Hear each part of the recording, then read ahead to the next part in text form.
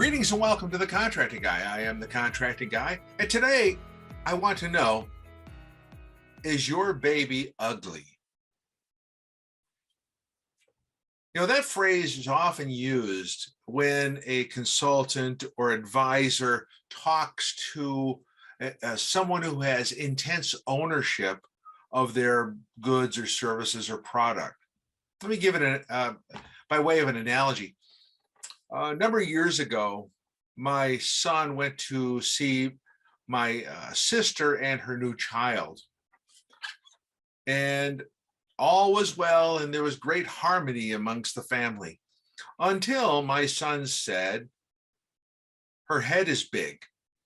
At that point, suddenly, the sadness that came out, and some irritation and maybe even vitriol had been tossed, saying, you can't talk about my baby that way. My baby's beautiful, and that you can't say that my baby's ugly. Well, he just said he had a big head, but apart from that, didn't say anything else like that. Now, why is that important other than being an extremely funny story? It really is regarding the intense ownership that small businesses have oftentimes of their company because they think they've done everything well. Now, if they've done everything well, frankly, what the heck are they talking to you for? They're talking to you for information on how to get to where they want to go because they don't have that. And oftentimes their baby is not prepared for that environment. So you have to attach that approach to it. Oftentimes the thought of my baby is ugly or your baby is ugly, and my taking offense at it, is really rooted in, here are some things that you need to improve. These are some weaknesses. And if we work on that, we can make it better. Well, that's kind of how that stuff works. When you take extreme ownership of your baby, suddenly the value of your consultant's opinion is suddenly diminished because you are now offended. Well, granted, there's sometimes we come off a little bit harsh, saying that you need to work on this. You're saying my baby's ugly. No. I said you need to work on it. I didn't say that your baby's ugly. You got a pretty baby, but we could improve how your baby is presented.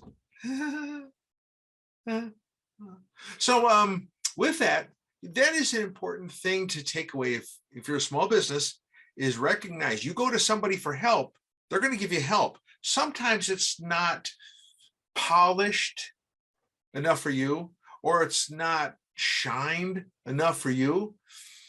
But the reality is that the work that they're suggesting is exactly what you need to do, and not be offended at the approach. Because the approach from the consultant standpoint is, this will work. We need to do this.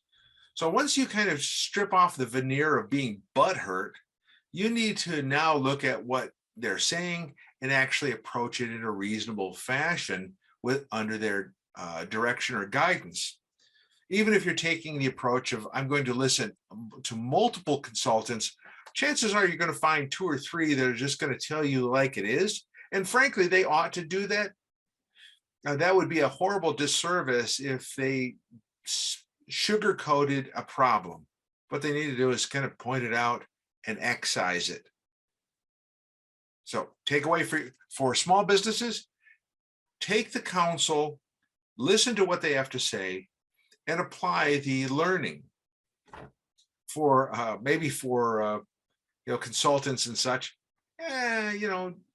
don't get too, maybe you can soften it up so that they can stop crying on your shoulder about you've offended their baby and their stuff.